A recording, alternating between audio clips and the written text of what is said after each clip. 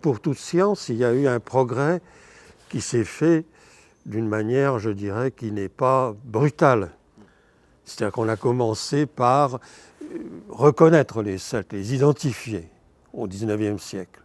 Ça a été quand même assez long, puisque culturellement, c'est-à-dire archéologiquement, les Celtes sont identifiés à partir de l'identification d'une culture de l'âge du fer, qui est la culture de l'Athènes. Puis après, on est arrivé à la conclusion qu'on pouvait lui anticiper la culture dite de Hallstatt. Ça, ce sont des noms de sites qui sont importants pour ces périodes.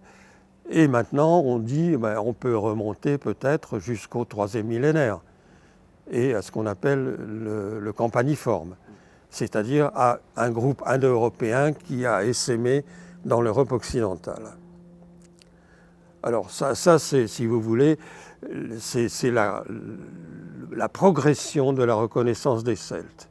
Il faut dire qu'il y avait un côté, effectivement, comme vous dites, un peu folklorique dans la reconnaissance des Celtes, qui était lié aux mégalithes, etc., qui était évidemment dans le paysage et qui avait été intégré probablement mais qui était beaucoup plus ancien.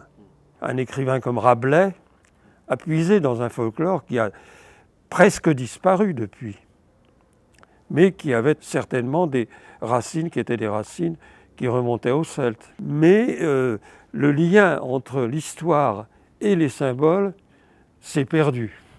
Du moins, c'est ce qu'on peut croire, mais la résurgence de certains thèmes qui sont en images, c'est une prédilection pour certains types d'images, et quelque chose qui a probablement des racines celtiques, parce qu'on retrouvait quelque chose qui avait un sens, c'est-à-dire justement aussi dans les décors géométriques du type Tricelle. Mais ce n'était plus avec toute cette histoire derrière.